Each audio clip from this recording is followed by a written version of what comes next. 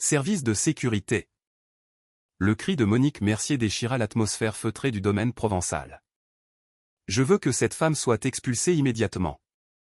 Sa voix, acérée et impérieuse, claqua dans la chaleur de l'après-midi, un ordre qui ne tolérait aucune discussion et fit cesser le bourdonnement des conversations alentour. Le scintillement agressif de sa montre Cartier capta la lumière alors qu'elle faisait un geste de renvoi dédaigneux. Je refuse que le prestige de notre nom soit sali par une vagabonde en quête de charité. Sandrine Dubois resta parfaitement immobile. Droite et digne, elle incarnait une sérénité qui défiait l'hystérie ambiante. Madame, je suis certaine qu'il s'agit d'une méprise. Sa voix, d'une clarté apaisante, offrait un contraste saisissant avec l'hostilité de Monique. Une méprise? Monique fit un pas vers elle, son sillage de parfum de luxe agressant les narines, sa voix se faisant sifflante. Écoutez bien. Ce domaine est estimé à 25 millions d'euros. Nos convives sont issus des plus grands des vieilles familles françaises. Vous n'avez rien à faire ici. Sandrine offrit une légère inclination de tête. Je m'excuse si ma présence vous importune. Les yeux de Monique se rétrécirent en fantaineuse. Quelle audace! Déambuler sur un terrain privé comme si vous en étiez la propriétaire, d'un claquement de doigts secs, elle somma les agents de sécurité qui s'avançaient d'un pas lourd sur le chemin de gravier. Sortez-la d'ici sur le champ, avant qu'elle ne commette un larcin ou ne s'humilie davantage. Les mains de Sandrine pendaient calmement le long de son corps. Sa voix ne perdit rien de sa grâce contenue. Volontiers. À votre convenance. Monique ignorait totalement qu'elle venait de provoquer la plus dangereuse des adversaires. Sandrine, cependant, ne se dirigea pas vers la sortie. Elle emprunta une allée menant au jardin, avec l'assurance de quelqu'un qui connaît chaque recoin du lieu. Ses pieds évitaient instinctivement les quelques dalles instables qui auraient pu surprendre un visiteur non averti, un savoir secret qui trahissait une longue familiarité. Le traiteur, en pleine discussion, se pétrifia. Madame Mercier, mais c'est, Monique se retourna, le regard foudroyant. C'est quoi? Ce n'est rien, madame. Le visage du traiteur vira au cireux. Il se détourna précipitamment pour s'affairer autour des coupes de champagne, tout en lançant des regards inquiets vers Sandrine. Le comportement singulier du personnel n'échappa pas à Monique. Des serveurs échangeaient des messes basses, la désignant d'un mouvement de tête discret. Le jardinier en chef, un vieil homme nommé Jean, ôta respectueusement sa casquette quand Sandrine passa près de lui, avant de se détourner vivement sous le regard scrutateur de Monique. Mais enfin, pourquoi sont-ils tous si étranges? Grommela Monique. Sandrine arpentait le domaine avec une aisance déstabilisante.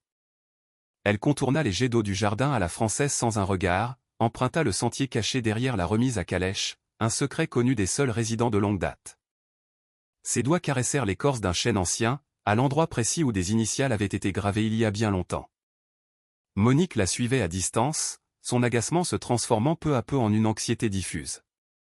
On dirait qu'elle fait des repérages pour nous voler. L'organisatrice du mariage s'approcha, le visage tendu. Madame Mercier, ne serait-il pas préférable de quoi? La voix de Monique était montée dans les aigus. Laissez une inconnue inspecter le domaine de notre famille. Il n'en est pas question. Sandrine s'était arrêtée près du bassin de réflexion. Son regard se perdit dans l'eau où se reflétait la fontaine installée par son grand-père en 1952. La plaque de cuivre gravée au nom du « domaine Dubois » avait été arrachée 20 ans auparavant, mais elle en connaissait l'emplacement par cœur. Un voiturier âgé s'avança, les yeux écarquillés par l'incrédulité. « Mademoiselle Sandrine, ce n'est pas possible, c'est bien vous ?» Monique tourna la tête si vite qu'elle faillit en avoir le vertige.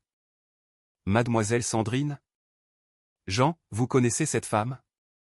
Le vieil homme bégaya, incapable d'articuler un mot. « Je enfin c'est que, accoucher. » ordonna Monique. Elle venait souvent ici, il y a de cela bien longtemps. Sa voix n'était qu'un souffle. Sandrine lui adressa un sourire chaleureux. « Bonjour, Jean. Les jardins sont toujours aussi impeccables grâce à vous. » Les yeux du vieil homme s'embuèrent. « Mademoiselle, si votre père pouvait vous voir il serait si fier. Vous êtes son portrait craché. » Monique se plaça agressivement entre eux. Fini la comédie. Cette conversation est terminée. Elle agrippa le bras de Jean. Retournez immédiatement à votre poste. Sandrine assista à la scène, impassible. Son calme olympien ne se démentit pas, même face au traitement méprisant que Monique infligeait au vieil homme. De plus en plus de membres du personnel la reconnaissaient. Un murmure parcourut les cuisines et les offices. Le maître d'hôtel semblait au bord de l'apoplexie. 2 employés se tenaient par le bras, comme pour se donner du courage. Mais qu'ont-ils tous aujourd'hui? S'exaspéra Monique. La coordinatrice tenta une diversion. Madame Mercier, la cérémonie débute dans 1 heure. Ne devrions-nous pas nous occuper des derniers détails? Pas tant que ce problème ne sera pas réglé. Monique désigna Sandrine d'un geste accusateur. Elle perturbe mon personnel. Ils ne sont plus capables de travailler correctement. Sandrine continuait son inspection silencieuse. Elle savait quelle lame de parquet de lait les protestait sous le poids, l'emplacement du coffre-fort dissimulé derrière le grand portrait de la bibliothèque, et de quelle chambre la vue sur le lever de soleil au-dessus de la Loire était la plus spectaculaire. C'était cette connaissance intime qui glaçait d'effroi le personnel, bien plus que les éclats de voix de Monique. Monique, percevant leur peur, l'interpréta à sa manière. Vous voyez bien. Même sente que cette femme n'est pas nette. Sandrine marqua une pause devant l'entrée de service de la bâtisse principale. La poignée en bronze massif portait toujours le monogramme de sa famille, maladroitement effacé par une lime. Elle en suivit le contour du doigt. De l'autre côté de la cour, Jean la regardait, le visage ravagé par un mélange de culpabilité et de tristesse. L'orage couvait, et Sandrine Dubois en était l'épicentre. J'en ai assez. Monique traversa la terrasse, le martèlement de ses talons sur les dalles de pierre sonnant comme une déclaration de guerre. Sécurité. Je veux qu'elle quitte cette propriété sur le champ. 2 gardes en uniforme s'avancèrent vers Sandrine, la mort dans l'âme. Madame, veuillez nous accompagner. Je vous suis. Sandrine se releva du banc de pierre avec une souplesse féline. La voix de Monique résonna sur toute la pelouse, intentionnellement sonore. Je n'admets pas que des pique-assiettes viennent gâcher la fête de notre famille. Quelle impudence! Les invités à proximité se tournèrent, interrompant leur discussion. Cette femme pose un problème? S'enquit Bernadette Lefebvre en caressant son sautoir d'émeraude. Monique sauta sur l'occasion. Elle s'est introduite ici sans y être conviée, et prétend que c'est sa place. Son rire fut un crissement désagréable. Comme si nous fréquentions ce genre de personnes. La remarque, chargée de venin, resta suspendue dans l'air. Sandrine poursuivit son chemin vers la sortie, encadrée par les agents. Le dos droit, la tête haute, elle ne laissait paraître aucune faiblesse. Qu'elle s'en aille, lança Robert assez fort pour être entendu. Ces gens-là n'ont aucune notion des convenances. Sa femme opina du chef. Une telle arrogance, c'est incroyable. Pénétrer sur une propriété privée comme en terrain conquis. Le venin se propageait. D'autres invités ajoutèrent leurs propres commentaires méprisants. Elle espérait sans doute une petite enveloppe où faire les poches des invités. Il aurait fallu appeler la gendarmerie sans attendre. Arrivée au portail du jardin, Sandrine s'arrêta. Elle se retourna, son regard balayant l'assemblée, enregistrant chaque visage, notant qui parlait, qui se taisait, qui avait la décence de baisser les yeux. Monique fut déconcertée par cet examen minutieux. « Qu'est-ce que vous faites ? Cessez de dévisager nos invités. J'admire la réunion, tout simplement. » La voix de Sandrine était d'une douceur glaciale. « Admirer ?» Le visage de Monique s'empourpra. « Vous voulez dire intimider ? Mettre tout le monde mal à l'aise. » Le photographe, mal à l'aise, abaissa son objectif. Il avait immortalisé toute la scène, et son instinct lui disait que ces clichés auraient une valeur inestimable. « Supprimez ces photos !» ordonna Monique. « Je ne veux aucune trace de cet incident embarrassant. »« Bien, madame. » Il manipula son appareil, faisant semblant d'effacer les fichiers. Sandrine nota le manège avec un intérêt clinique. Son esprit de juge enregistrait chaque fait. Derrière une haie de buis, Jean tordait sa casquette entre ses mains calleuses. Depuis les fenêtres de la maison, des membres du personnel épiaient, le visage empreint de culpabilité. « Mais pourquoi tout le monde la fixe comme ça ?» s'impatienta Monique. « Au travail, et plus vite que ça. Le personnel se dispersa, non sans continuer à lancer des regards furtifs à Sandrine. Leur trouble était palpable. Marie, une amie intime de Monique, s'approcha. « Mon Dieu, Monique, mais qui est cette femme ? Ton personnel est terrorisé. Une déséquilibrée qui s'imagine faire partie du beau monde. » Le mépris dans la voix de Monique était palpable. Quelle audace d'entrer sur nos terres sans y être invitée. Mais comment a-t-elle franchi le portail ? Elle a dû escalader le mur. Ces gens n'ont aucun respect pour la propriété d'autrui. Sandrine était maintenant devant le portail principal du domaine. Les grilles monumentales en fer forgé arboraient le blason de la famille Dubois, le même qui, jadis, ornait chaque bâtiment. Elle effleura les arabesques de métal commandées par son arrière-grand-père en 1924. Le garde, voyant son geste, pâlit. « Madame, il faut y aller maintenant. » « Un instant, je vous prie. » Sandrine examinait la plaque de laiton qui avait été soudée par-dessus le nom de sa famille. Une réparation grossière, faite dans la précipitation 20 ans plus tôt. Derrière elle, les invités continuaient de se gausser de l'expulsion de l'intruse, se congratulant d'avoir préservé l'intégrité de leur caste. Monique, tel un tribun romain, harangua la foule. « Mesdames et messieurs, je vous prie d'excuser ce fâcheux incident.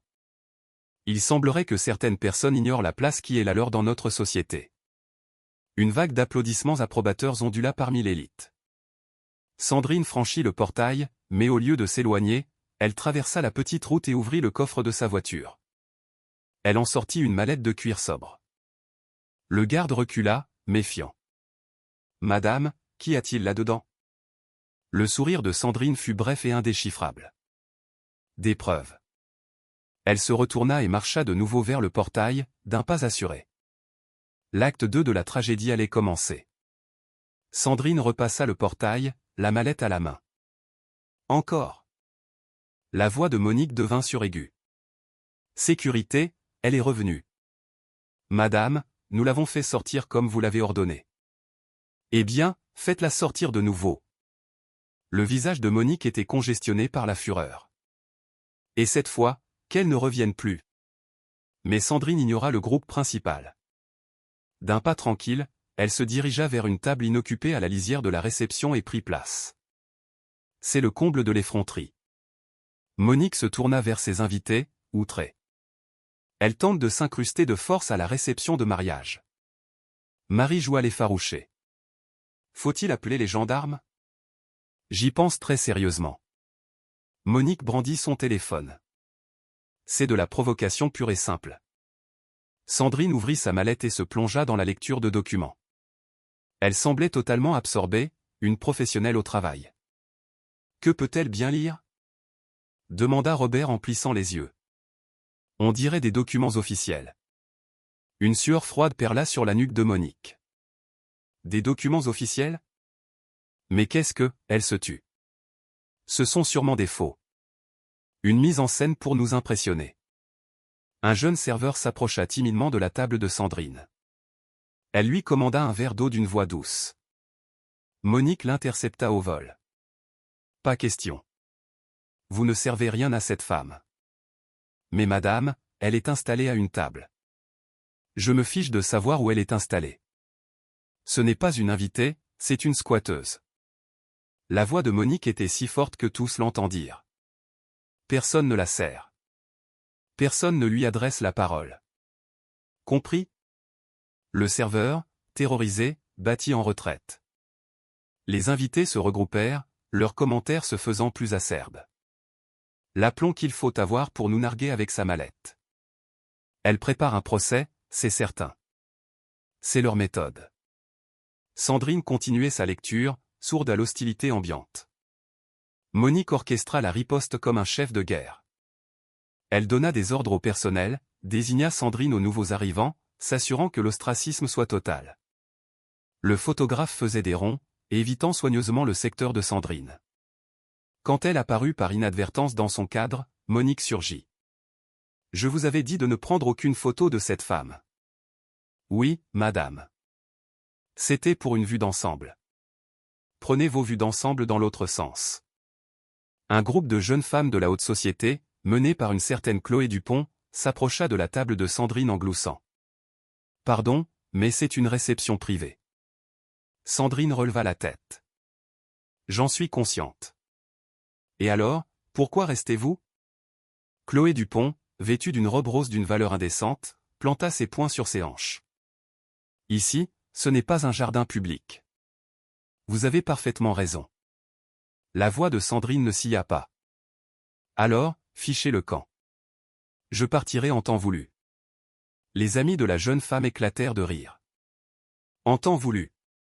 Mais pour qui se prend-elle? Sandrine se replongea dans ses documents, les ignorant superbement. L'impolitesse! S'exclama Chloé Dupont à ses amis. Elle se croit supérieure à nous. Le ton de leur voix monta, se faisant délibérément insultant. Certaines personnes n'ont vraiment aucune éducation. Elle est sûrement là pour trouver un mari riche ou pour piller la table des cadeaux. De l'autre côté de la pelouse, Monique savourait sa victoire. Parfait. Laissons la jeunesse s'en charger. D'autres invités vinrent grossir les rangs des harceleurs, formant un cercle hostile autour de la table de Sandrine. Leur conversation était des armes destinées à blesser. On m'a dit qu'elle avait escaladé le mur d'enceinte. La sécurité aurait dû la maîtriser sur le champ. C'est ce qui arrive quand on est trop laxiste avec la racaille. Sandrine consulta sa montre, puis griffonna quelques lignes sur un carnet. Son écriture était nette, précise. Elle prend des notes. Chuchota quelqu'un. Le cercle se fit plus menaçant. Les voix plus agressives. Qu'est-ce que vous écrivez sur nous? Vous n'avez pas le droit d'enregistrer nos conversations. C'est illégal. Sandrine referma son carnet. Je consigne simplement mes observations. Consigné? Monique fendit la foule. Est-ce une menace? Absolument pas. Je tiens simplement un registre. Un registre de quoi? Le sourire de Sandrine était un mystère. De modèles comportementaux, de dynamiques de groupe, de structures de pouvoir. Des regards inquiets furent échangés. La fureur de Monique explosa. Vous essayez d'intimider mes invités avec votre jargon de psychologue de bas étage. Ça ne prendra pas. J'en suis convaincu. Sandrine se leva avec une élégance naturelle. Telle n'est pas mon intention. Alors, quelle est votre intention? Sandrine rangea ses documents avec une lenteur calculée. Observez la manière dont les gens traitent ceux qu'ils estiment être sans pouvoir. Sans pouvoir? Le rire de Monique fut un aboiement. Ma pauvre, vous n'avez pas la moindre idée de ce qu'est le vrai pouvoir. En êtes-vous certaine? La question plana, lourde de sous-entendus. Monique sentit que l'humeur de la foule changeait. Sécurité. Emmenez-la, ou c'est moi qui appelle les gendarmes. Un instant. Une nouvelle voix, calme et autoritaire, se fit entendre. L'inspecteur Nicolas Leroy venait du parking, son carton d'invitation dépassant de sa poche. Son regard croisa celui de Sandrine et il se figea. Son visage devint exsangue. Bonté divine, murmura-t-il. Sandrine, que faites-vous ici? Monique se retourna, stupéfaite.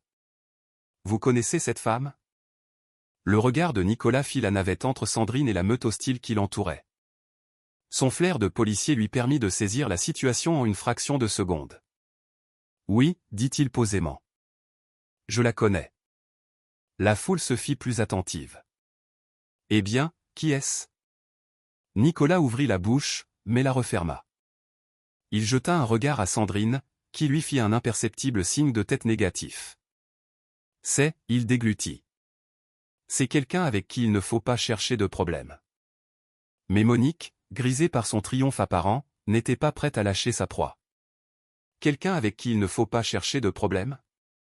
Son rire était strident. Nicolas, vous êtes ridicule. Ce n'est qu'une femme qui s'est perdue sur notre propriété. Nicolas Leroy dévisageait Sandrine avec une sorte de stupeur respectueuse. Madame, je ne savais pas que vous seriez présente aujourd'hui. Bonjour, inspecteur Leroy. La voix de Sandrine était douce. Toutes mes félicitations pour votre promotion. Merci. Vous êtes, il se tut. Merci, madame. La foule nota immédiatement la déférence dans son ton. Nicolas Leroy était un colosse, un inspecteur respecté. Il ne s'inclinait devant personne. « Nicolas, qu'est-ce qui vous prend ?» exigea Monique. « Pourquoi cette attitude ?» Nicolas se découvrit respectueusement. « Madame Mercier, je propose que nous discutions de cela en privé. » Discuter de quoi? Il n'y a rien à discuter. Cette femme est une intruse sur les terres de notre famille. Vos terres? Nicolas haussa un sourcil. Évidemment que ce sont nos terres. La famille Mercier y vit depuis 20 ans. Nicolas regarda de nouveau Sandrine, dont le visage restait impénétrable. Nicolas. Monique claqua des doigts comme on siffle un chien. Cessez de la dévisager et faites votre travail. Arrêtez-la pour violation de domicile. C'est impossible. Comment ça, impossible? Vous êtes policier. Madame Mercier, faites-moi confiance. Il ne vaut mieux pas que je l'arrête. La foule était de plus en plus perplexe. Marie murmura à Robert, mais pourquoi refuse-t-il de l'arrêter? La voix de Monique frôlait l'hystérie. Nicolas Leroy, je vous ai connu tout petit. Nos mères étaient amies. Alors, arrêtez cette femme, ou j'appelle votre commissaire. Le visage de Nicolas se ferma. Faites. Appelez-le. On verra bien ce qu'il vous répondra. Qu'est-ce que ça veut dire? Ça veut dire que certaines personnes sont bien au-dessus de vous, Monique. L'affront fut terrible. Monique recula, chancelante. Comment osez-vous me parler sur ce ton? Et vous, comment osez-vous lui parler sur ce ton? Rétorqua Nicolas en désignant Sandrine. Chloé Dupont s'avança, bravache. Mais qui est-elle à la fin? Une de vos anciennes prévenues? Le rire de Nicolas fut sans joie. Mademoiselle, vous êtes loin du compte. Alors, dites-nous. Nicolas interrogea Sandrine du regard. Elle lui donna son accord d'un léger hochement de tête. C'est une personne qui a plus d'autorité que quiconque ici. De l'autorité? Se moqua Robert. Quelle sorte d'autorité? Le genre d'autorité qu'on ne discute pas. La confusion de Monique vira à la rage. Cessez vos devinettes. Si elle est si importante, pourquoi vient-elle gâcher notre mariage? Peut-être ne le gâche-t-elle pas. Bien sûr que si. Nous ne l'avons pas invitée. Avez-vous invité toutes les personnes qui sont légitimement ici? La question jeta un froid. Sandrine consulta de nouveau sa montre. Inspecteur Leroy, il serait peut-être temps de les laisser à leur fête. Entendu, madame. C'est comme vous voudrez. Sa déférence persistante exaspérait Monique. Nicolas, mais qu'est-ce qui vous arrive? Rien. Je sais juste à qui j'ai affaire. Et à qui, au juste? Nicolas balaya du regard le cercle de visages haineux, le personnel qui observait depuis les fenêtres, le manoir qui se dressait derrière eux, symbole arrogant d'une richesse héritée. À quelqu'un qui peut ruiner vos vies d'un seul coup de fil. C'est absurde. Vous croyez? Le sourire de Nicolas était glacial. Madame Mercier, savez-vous à qui appartient réellement cette propriété? Monique blêmit. Quelle est cette question? Une question simple. Qui est le propriétaire légal de ce domaine? La famille Mercier. C'est une évidence. Une évidence. Nicolas hocha la tête. Et vous en êtes absolument certaine? Évidemment que j'en suis certaine. C'est chez nous. Sandrine referma sa mallette. Le clic fut assourdissant dans le silence qui s'était fait.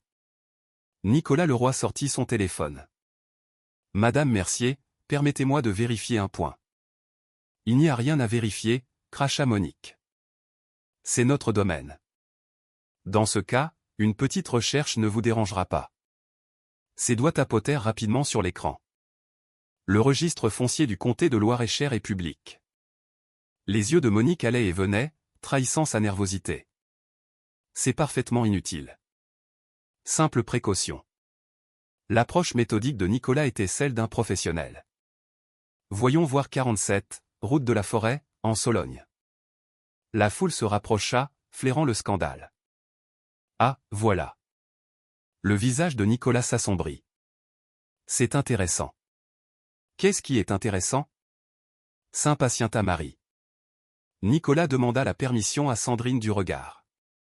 Elle la lui accorda. D'après les archives, ce domaine a été acquis en 1924 par un certain Jacques Dubois. C'est de la préhistoire, balaya Monique. La famille Mercier est propriétaire depuis des décennies. Pas exactement. Nicolas continua de lire sur son écran. Le domaine de Jacques Dubois est passé à son fils, Robert Dubois, en 1952, puis à la fille de ce dernier. Il marqua une pause. Sandrine Dubois. Le silence tomba, lourd et total. C'est impossible, articula Robert avec difficulté. Les Mercier ont acheté ce bien en toute légalité. Nicolas secoua la tête. Aucune vente n'a été enregistrée. Le bien a été transmis par héritage à Mademoiselle Dubois en 2003. Le visage de Monique était une toile blanche. Il y a forcément une erreur dans les registres. Les registres ne mentent pas, dit Nicolas d'un ton sans appel. Mais je vais vérifier. Il composa un numéro. Allô, Maria? C'est Nicolas Leroy. Peux-tu me sortir le dossier complet pour le 47, route de la Forêt? Oui, je patiente. Pendant l'attente, Sandrine rouvrit sa mallette et en sortit un épais dossier cartonné. Qu'est-ce que c'est que ça? Demanda Chloé Dupont, soudain moins assurée. Titre de propriété, avis d'imposition, document de succession. La voix de Sandrine était neutre. Voulez-vous y jeter un œil? Monique se jeta presque sur la table. Ne leur montrez rien. C'est une escroquerie. Nicolas leva une main pour imposer le silence. Maria. Oui. Il écouta. D'accord. Aucune vente. Impôt foncier payé par la fiducie Sandrine Dubois. Ses yeux s'agrandirent. Depuis quand? 22 ans? Il raccrocha lentement. Alors? La voix de Monique n'était plus qu'un filet. Mademoiselle Dubois s'acquitte des impôts fonciers de ce domaine depuis 2003. La foule explosa en murmures confus. C'est un mensonge. Hurla Monique. Nous avons vécu ici. Nous avons entretenu le domaine. Sandrine parla, et sa voix était comme une lame de glace. Sans mon autorisation. Sans votre quoi? Vous avez vécu sur ma propriété, sans mon autorisation, pendant 20 ans. Le sol se déroba sous les pieds de Monique. Votre propriété? Votre propriété? Sandrine sortit un document de son dossier. Titre de propriété original, signé par mon grand-père en 1924. Acte de succession de mon père. Reçu des impôts fonciers. Elle les disposa sur la table. Nicolas les examina avec un œil d'expert. Ces documents semblent authentiques. Sceaux officiels, signature, tampon, tout y est. Ce sont des faux. Hurla Monique, au bord de la crise de nerfs. Des faux très bien imités pour nous voler notre maison. Madame, intervint Nicolas, sa patience à bout. Avez-vous un document qui prouve que votre famille est propriétaire de ce domaine? Monique ouvrit la bouche, mais aucun son n'en sortit. Bien sûr il est dans le coffre. Dans ce cas, peut-être devriez-vous aller le chercher. Sandrine jeta un nouveau coup d'œil à sa montre. Inspecteur Leroy, ne croyez-vous pas que les invités méritent de savoir où ils se trouvent réellement? La foule se sentit de plus en plus mal à l'aise. On était venu assister à un mariage mondain, pas à un règlement de compte. Marie pressa le bras de son amie. Monique, montre-leur ton titre de propriété. Fais cesser ce cirque. Ce n'est pas un cirque, siffla Monique. Cette femme veut nous dépouiller. Le téléphone de Nicolas bipa. Il lut le message, puis regarda Sandrine avec un respect mêlé de crainte. Madame, je viens d'obtenir des informations complémentaires vous concernant. M'autorisez-vous à les partager? Sandrine réfléchit. Pas pour l'instant, inspecteur. Concentrons-nous sur la question immobilière. À vos ordres, madame. Cette déférence continue rendait les invités fous. Robert s'avança. Quelles informations? Qui est cette femme?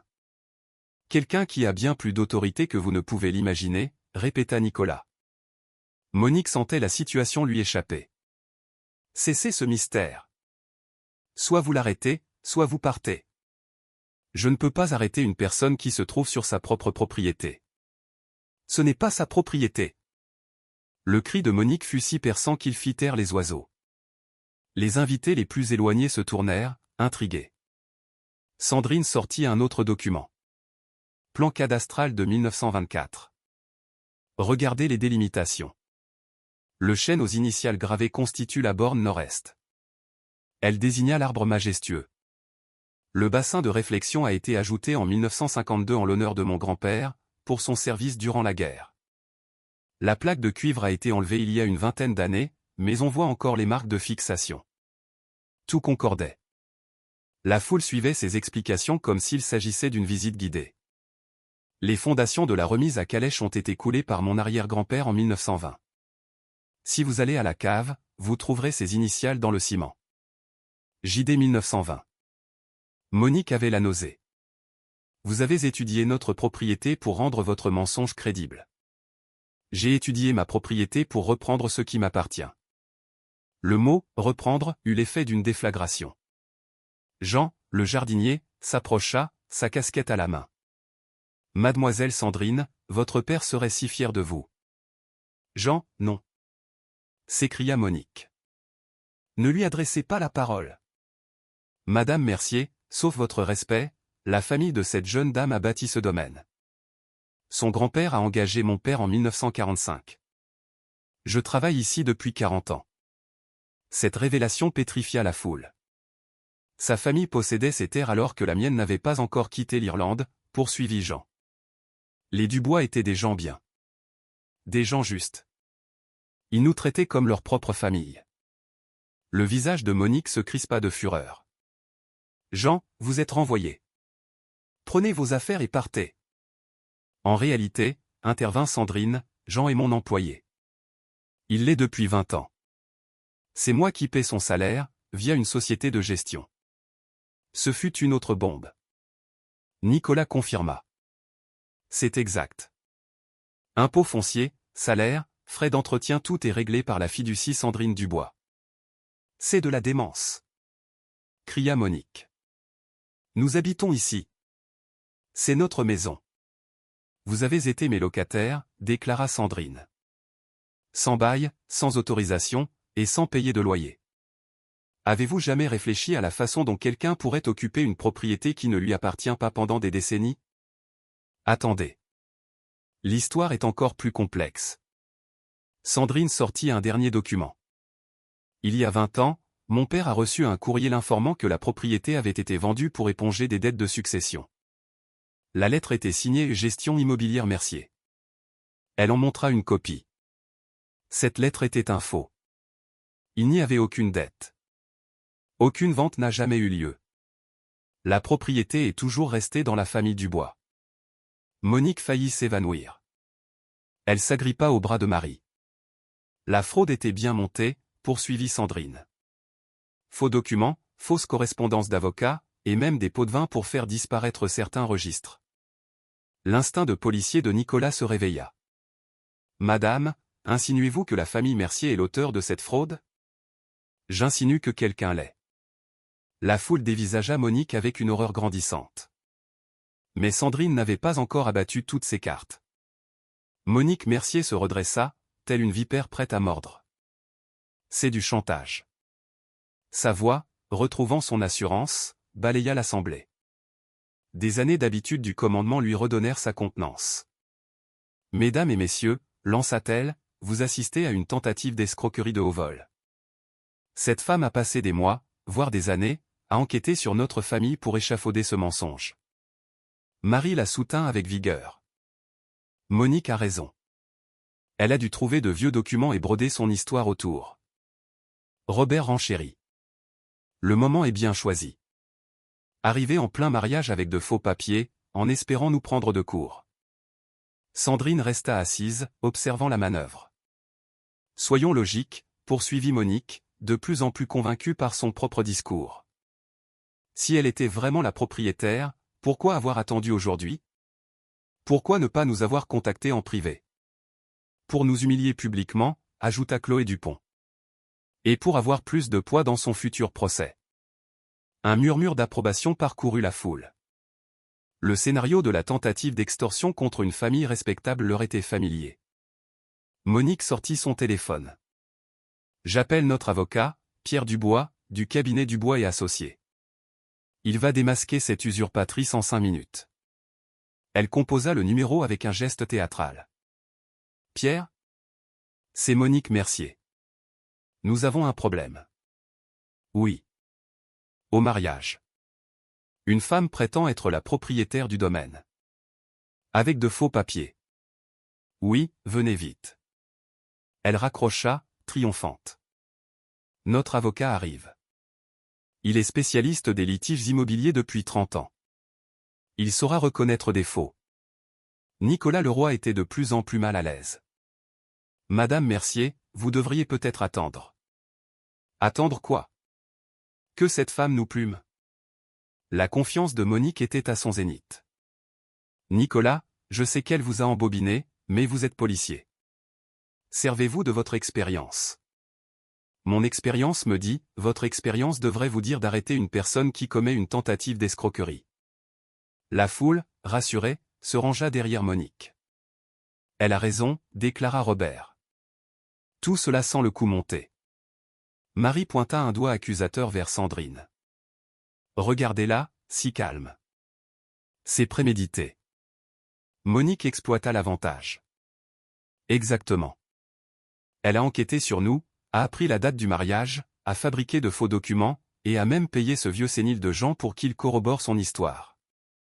Et, protesta faiblement Jean. Taisez-vous, Jean. Aboya Monique. Vous êtes son complice. Combien vous a-t-elle donné ? Sandrine intervint calmement. Monsieur Jean a touché son salaire habituel, rien de plus. Payé par qui ? Vous n'avez pas un sou. La voix de Monique se faisait de plus en plus assurée. Regardez-la bien. A-t-elle l'air de posséder un domaine de 25 millions d'euros ? Où sont ses bijoux ? Ses robes de couturier ? Sa voiture de sport ? La foule toisa la simple robe bleu marine de Sandrine avec un mépris renouvelé. C'est vrai, ajouta Marie. Les vrais riches n'ont pas besoin de faire un tel cinéma. Monique s'approcha de la table de Sandrine, menaçante. Où est votre chauffeur ? Vos domestiques ? Vos gardes du corps ? Où sont les signes extérieurs de la vraie richesse ? Le silence de Sandrine les conforta dans leur certitude. Je vais vous le dire, poursuivit Monique. Dans sa tête. C'est de la folie pure, mêlée à une intention malveillante. Robert opina. C'est un cas classique. Des gens qui n'acceptent pas leurs conditions et s'inventent des vies. Chloé Dupont ricana. Elle doit vivre dans une chambre de bonne et rêver de château. Les insultes devinrent plus personnelles, plus cruelles. Quelle arrogance, lança Marie, de croire qu'elle a droit à ce que des familles qui ont réussi ont bâti. Monique tournait autour de Sandrine comme un fauve. Vous savez ce qui la motive ? La jalousie. La jalousie pure et simple envers ceux qui ont réussi. Madame Mercier, tanta Nicolas, je vous conseille vivement de vous taire. Me taire ? Alors que je défends ma propriété, ma réputation, mon droit de vivre en paix ? La voix de Monique atteignit des sommets. Cette femme a gâché le mariage de ma fille, a choqué mes invités, et a tenté de nous voler notre maison avec des faux. Je veux qu'elle soit arrêtée pour escroquerie, violation de domicile et harcèlement. Des applaudissements éclatèrent. Pierre Dubois la fera mettre sous les verrous avant ce soir, déclara Monique. Nous porterons plainte pour diffamation, préjudice moral et tentative de vol. Elle finira en prison et aura tout le temps de regretter son geste.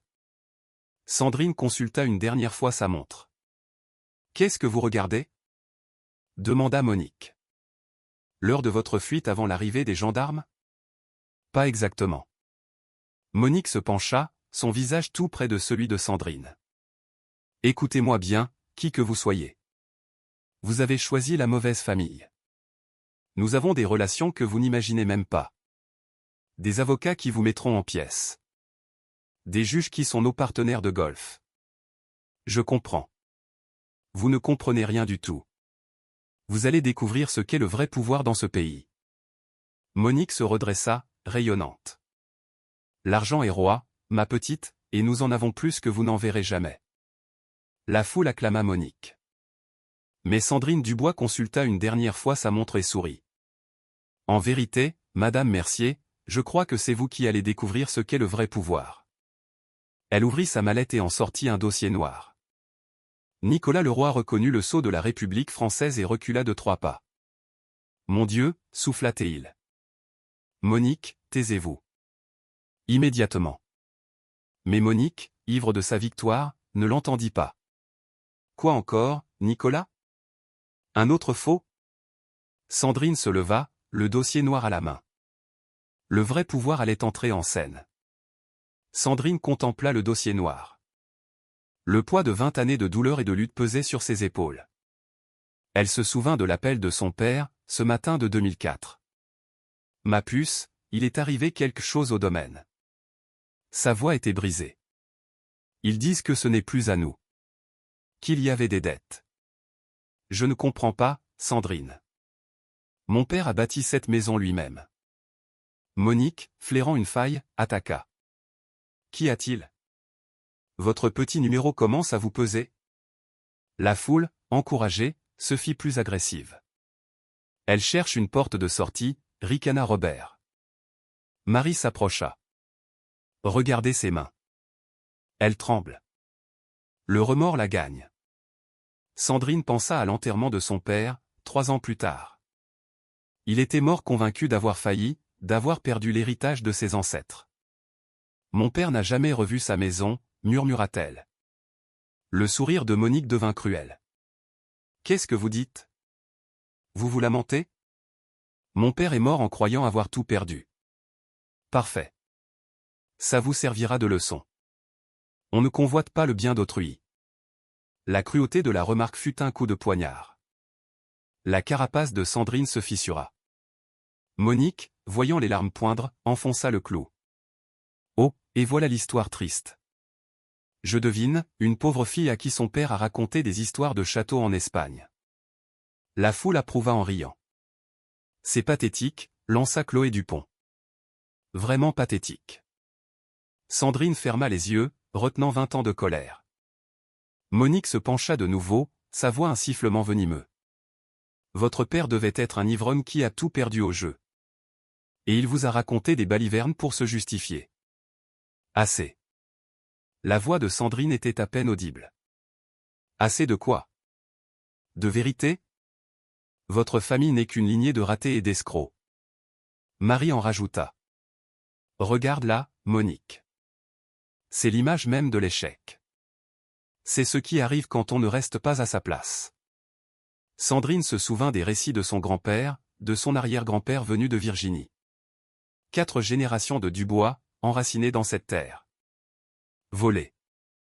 Niés. Bafoués par ces parasites. Monique continuait son manège. Le plus triste, c'est que vous y avez cru. Vous vous êtes persuadé que vous méritiez ce que vous n'aviez pas gagné. C'est de la psychiatrie, ajouta Robert. Les gens normaux ne vivent pas dans de tels fantasmes. Le dossier officiel était lourd dans les mains de Sandrine. Un coup de fil, et elle pouvait tous les anéantir. Fraude, évasion fiscale, association de malfaiteurs. Elle pouvait envoyer Monique en prison pour des années. Mais la voix de son père lui revint en mémoire. Ma puce, n'oublie jamais, le pouvoir sans compassion n'est que de la vengeance. Avez-vous déjà été poussé à bout au point de vouloir utiliser toutes les armes à votre disposition? Dites-moi dans les commentaires ce que vous feriez. Monique interpréta le silence de Sandrine comme une capitulation. Enfin. Vous revenez à la raison. Vous allez admettre que tout cela n'était qu'un mensonge. Sandrine rouvrit les yeux. Les larmes avaient séché. À leur place, une lueur froide, infiniment plus dangereuse. Le calme d'un juge. Madame Mercier, vous disiez que l'argent est roi. Absolument. Et que vous aviez des relations que je ne pouvais imaginer. Plus que vous n'en aurez jamais. Sandrine se leva, le dossier noir brandi comme un sceptre. Vous avez parlé de juges qui sont vos partenaires de golf. Le sourire de Monique s'agrandit. Les meilleurs. C'est intéressant. La voix de Sandrine avait changé. Nicolas Leroy recula d'un pas. Car je me posais une question. Laquelle, ma belle? Sandrine ouvrit le dossier, révélant le sceau doré de la République. Je me demandais ce que diraient ces juges s'ils apprenaient que vous êtes impliqué dans une affaire de fraude fiscale et d'escroquerie en bande organisée depuis 20 ans. Le sourire de Monique se figea. Fraude fiscale? De quoi parlez-vous? La métamorphose de Sandrine était achevée. La fille éplorée avait laissé place à la magistrate. Je crois qu'il est temps de parler de vos vrais problèmes, Madame Mercier. Le sceau de la République française étincelait. Nicolas Leroy le reconnut. Son instinct de policier prit le dessus en lisant l'inscription en lettres d'or. Oh, mon Dieu! Sa voix se fit entendre dans le silence de mort qui était tombé. Madame, j'ignorais que vous étiez à la cour. La superbe de Monique s'effrita. À la cour? Quelle cour? Nicolas se découvrit de nouveau, avec une déférence non feinte. Madame Mercier, taisez-vous. Maintenant. Pourquoi me tairais-je? Parce que vous êtes en train d'insulter une présidente de chambre à la cour d'appel. L'annonce eut l'effet d'un coup de foudre. Des exclamations fusèrent. Le verre de Robert lui échappa des mains et se fracassa sur les dalles. Monique regardait le dossier, incrédule. C'est impossible. Présidente de chambre Sandrine Dubois, cour d'appel de Paris, précisa Nicolas d'un ton officiel. Nommé par décret présidentiel. La foule recula comme un seul homme. Même les plus riches et les plus arrogants savaient ce que représentait un tel pouvoir. Marie agrippa le bras de Monique. Monique, il faut partir. Tout de suite. Mais Monique était sonnée. Une juge? C'est une juge? Et pas n'importe laquelle, ajouta Nicolas. Les magistrats de ce rang sont inamovibles. Intouchables. Chloé Dupont était au bord de l'évanouissement. On a insulté une présidente de chambre. Vous avez insulté quelqu'un qui peut vous faire incarcérer, corrigea Nicolas. Le photographe sortit de sa cachette, son appareil prêt. J'ai tout enregistré. Tout. Monique se tourna vers lui, furieuse. Effacez ça.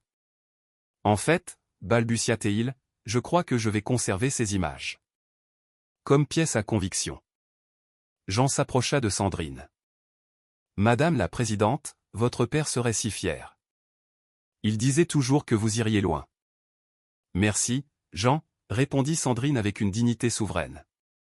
Vous avez merveilleusement bien pris soin de ce domaine. D'autres membres du personnel sortirent de la maison. Le maître d'hôtel, des femmes de chambre, le traiteur. Tous s'approchèrent avec un respect infini. Madame la présidente, dit le maître d'hôtel, nous avons toujours su que ce domaine appartenait à votre famille. Nous n'attendions que votre retour. Monique vit avec horreur son propre personnel la trahir. Vous saviez tous. Depuis le début.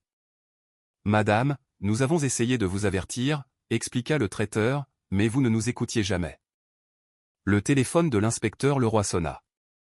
Madame la présidente, mon commissaire m'informe qu'il se tient à votre entière disposition. Merci, inspecteur. J'en aurais peut-être besoin. Le rapport de force s'était inversé de façon spectaculaire. Monique était maintenant seule, abandonnée de tous. Un homme élégant, la soixantaine, arriva du parking. Pardon, je cherche la cliente de Maître Dubois. Une affaire de litige immobilier. Monique l'appela, désespérée. Pierre, ici. Dieu soit loué, vous êtes là. L'homme s'arrêta net en voyant Sandrine. Sa mallette lui tomba des mains. Madame la présidente Dubois. Sa voix était un filet étranglé. Que faites-vous ici? Sandrine eut un sourire glacial. Bonjour, Maître Dubois. Je crois que vous êtes l'avocat de Madame Mercier. L'avocat, pris au piège, regardait alternativement Monique et Sandrine. Il doit y avoir un malentendu. C'est certain, confirma Sandrine, son autorité de juge emplissant l'espace. Un malentendu qui dure depuis 20 ans. Monique comprit que son propre avocat était terrifié. Pierre, qu'est-ce qui se passe? Dubois s'épongea le front. Monique, nous devons parler. En privé. Parler de quoi? De votre situation judiciaire. qui vient de se compliquer singulièrement. Les invités assistaient, fascinés, à la chute de la maison Mercier. Mais Sandrine n'avait pas encore révélé toute l'étendue de son pouvoir. Pierre Dubois entraîna Monique à l'écart. « Il faut partir. Tout de suite. » « Partir ? Mais c'est notre propriété. » Le visage de Dubois était livide. « Monique, cette femme n'est pas une simple juge. C'est la présidente de chambre Sandrine Dubois, de la Cour d'appel de Paris. Et alors ? Et alors, elle est spécialisée dans la grande criminalité financière, le crime organisé, la corruption. » Sa voix n'était plus qu'un murmure. Elle a fait tomber 3 députés l'an dernier. Le monde de Monique s'écroula. Ce n'est pas possible. C'est encore pire. Dubois consultait son téléphone, fébrile. D'après son palmarès, elle a traité des dizaines d'affaires de fraude immobilière. Son taux de condamnation est de 97%. Monique n'avait plus de sang dans les veines. Sandrine s'approcha, sa présence imposant le silence. « Maître Dubois, il me semble que votre cliente s'interrogeait sur le droit de propriété. » « Madame la présidente, je suis sûr qu'il s'agit d'une simple erreur. » « Une erreur ? » Sandrine ouvrit grand son dossier. « Parce que j'ai ici des preuves de fraude fiscale, d'escroquerie en bande organisée, d'évasion fiscale et de complot en vue de s'approprier un domaine public de l'État. » La mallette de l'avocat tremblait. « Domaine public ? Ce domaine inclut des zones humides protégées par la loi. Toute occupation illégale est un crime fédéral. » Monique mesura enfin l'abîme dans lequel elle se trouvait. Un crime. 20 ans de crime. La voix de Sandrine était celle d'un procureur. Avec des preuves d'intention de frauder, de dissimulation et de corruption. Les invités regardaient leur hôtesse se transformer en prévenue. « Madame la présidente, » balbutia l'avocat, « peut-être pourrions-nous trouver un arrangement. » « Un arrangement ? » Le rire de Sandrine fut bref et sec. « Maître Dubois, votre cliente vient de m'humilier, de me menacer et de tenter de me faire arrêter sur ma propre propriété. » Monique s'agrippa au bras de son avocat. « Faites quelque chose. » »« Je ne peux rien faire. C'est une présidente de chambre, sur ses propres terres, que vous occupez illégalement. » Une agitation près de l'hôtel attira l'attention. Le jeune marié, Léo, s'avançait avec son épouse. « Maman, pourquoi tout ce bruit ? » demanda-t-il. Monique désigna Sandrine d'un doigt tremblant. « Cette femme veut nous voler notre maison. » Léo regarda Sandrine et se figea. Il devint aussi blanc que sa mère. « Madame la présidente Dubois, » murmura-t-il. Sandrine acquiesça. « Bonjour, monsieur Mercier. Toutes mes félicitations. » La foule sentit qu'une autre révélation se préparait. Monique les regardait, hébétée. « Tu la connais, toi aussi ?» Les mains de Léo tremblaient. « Maman, il faut qu'on parle. » « En privé. »« Parler de quoi ? » ?»« Il y a 3 ans, j'ai été jugé par la présidente Dubois. » Monique sentit ses jambes se dérober. « Quoi ? » ?»« Pour blanchiment d'argent. Je risquais 25 ans de prison. » La voix de Léo se brisa. « La présidente Dubois a été clémente. Elle m'a condamné à des travaux d'intérêt général. L'aveu fut une déflagration. Elle m'a sauvé, maman. Sans sa compassion, j'aurais passé ma jeunesse en prison. » Monique regarda Sandrine, abasourdie. « Vous êtes la juge qui a préféré la réhabilitation à la sanction pour votre fils, » compléta Sandrine. « Qui a cru qu'il méritait une seconde chance ?» Léo se tourna vers l'Assemblée. « Mesdames et messieurs, c'est grâce à la présidente Sandrine Dubois que je suis ici aujourd'hui, libre d'épouser la femme que j'aime. » L'ironie était totale. Monique avait passé l'après-midi à s'acharner sur la femme qui avait sauvé son fils. « Madame la présidente, » dit Léo avec un respect infini, « j'ignorais que vous seriez là. J'aurais dû vous inviter personnellement pour vous remercier. » Le sourire de Sandrine était empreint d'une pitié judiciaire. « Monsieur Mercier, je suis venu observer comment le pouvoir traite ceux qui n'en ont pas. » L'expérience fut instructive. Monique comprit qu'elle avait publiquement outragé la magistrate qui tenait le destin de son fils entre ses mains. Le renversement était complet, absolu. Léo Mercier s'approcha du micro. « Mesdames et messieurs, j'ai une annonce importante à faire. La foule se tourna vers lui, les coupes de champagne suspendues. Monique se jeta en avant. Léo, n'ose pas. Madame la présidente Dubois, dit Léo dans le micro, sa voix portant jusqu'au fond du domaine, veuillez me rejoindre. Sandrine s'avança. Son autorité était désormais palpable pour tous. Il y a 3 ans, poursuivit Léo, j'ai comparu devant cette femme pour blanchiment d'argent, une affaire qui aurait pu ruiner ma vie. Des murmures choqués parcoururent l'assistance. Certains sortirent leur téléphone. J'étais coupable. Les preuves étaient là. Je méritais la prison. La voix de Léo tremblait. La présidente Dubois aurait pu me condamner à 25 ans. Mais elle a vu en moi quelque chose à sauver. Monique tenta de l'arrêter. Léo, je t'en supplie. Elle m'a condamné à des travaux d'intérêt général, à un suivi financier, à la réparation aux victimes. Léo regarda Sandrine. Mais surtout, elle m'a redonné l'espoir. La foule écoutait, pétrifiée. Madame la présidente, grâce à vous, j'ai passé 200 heures à servir des repas aux sans-abri. J'ai découvert ce qu'était la vraie misère et la vraie souffrance. Sa voix se raffermit. Vous n'avez pas seulement sauvé mon avenir, vous avez sauvé mon âme. Sandrine acquiesça, sans un mot. Léo se tourna vers la foule. Depuis 1 heure, vous avez vu ma famille traiter la présidente Dubois avec un mépris et une cruauté indignes. Le visage de Monique était en feu. Léo, assez. Vous nous avez vu agresser une présidente de chambre sur sa propre propriété, que nous occupons illégalement depuis 20 ans. Les invités, se sentant complices, baissèrent la tête. La présidente Dubois a le pouvoir de nous envoyer tous en prison. Évasion fiscale, escroquerie, association de malfaiteurs. Elle peut nous anéantir. L'avocat chuchota à Monique, il faut plaider coupable. C'est notre seule chance. Léo regarda Sandrine. Madame la présidente, ma famille vous doit tout. Notre liberté, notre avenir, nos vies. Il se tourna de nouveau vers la foule. Mesdames et messieurs, nous célébrons mon mariage sur la propriété qui appartient de droit à la femme que ma mère a passé 1 heure à humilier. Le silence était de plomb.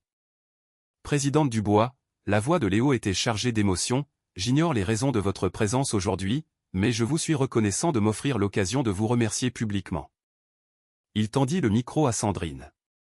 Madame la présidente, souhaitez-vous vous adresser à nos invités? Sandrine prit le micro. Monsieur Mercier, je vous remercie de votre franchise. Sa voix, calme et posée, se propagea dans tout le domaine. Mesdames et messieurs, je suis venu aujourd'hui pour reprendre possession du bien de ma famille. Monique s'affaissa sur une chaise. Mais en entendant votre fils parler avec tant de courage, je me souviens des raisons qui m'ont poussé à la clémence il y a 3 ans. Sandrine marqua une pause. La justice, ce n'est pas la punition. C'est la responsabilité, la réparation et le changement. Elle regarda Monique droit dans les yeux. Madame Mercier, vous avez vécu sur ma propriété pendant 20 ans. Vous avez commis de graves délits. Vous avez spolié ma famille. Monique tremblait de tous ses membres. Cependant, poursuivit Sandrine, la transformation de votre fils me prouve que l'on peut apprendre de ses erreurs. La foule retenait son souffle. La clémence de la juge allait décider de leur sort. Sandrine rendit le micro à Léo. Je fais don de ce domaine à votre famille, annonça-t-elle, sous certaines conditions. Monique crut rêver. Madame Mercier, vous présenterez des excuses publiques à tout le personnel que vous avez maltraité aujourd'hui. Vous créerez une fondation pour l'entretien du domaine, qui portera le nom de la famille Dubois, et vous traiterez désormais chaque être humain avec le respect qui lui est dû. Monique hocha la tête, éperdue. Oui, Madame la présidente. Tout ce que vous voudrez. De plus, Jean sera honoré pour ses 40 années de service. Le blason de la famille Dubois sera restauré sur le portail, et le domaine financera chaque année une bourse d'études pour des étudiants méritants. La foule assista à la capitulation totale de Monique.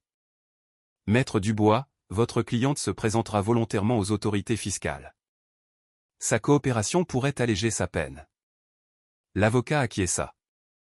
Entendu, Madame la présidente. Sandrine embrassa l'assemblée d'un dernier regard. Mesdames et messieurs, n'oubliez jamais ce jour. La véritable autorité n'a pas besoin de l'intimidation pour s'imposer. Elle se gagne par le service. Elle referma sa mallette. Certaines personnes imposent le respect sans un mot.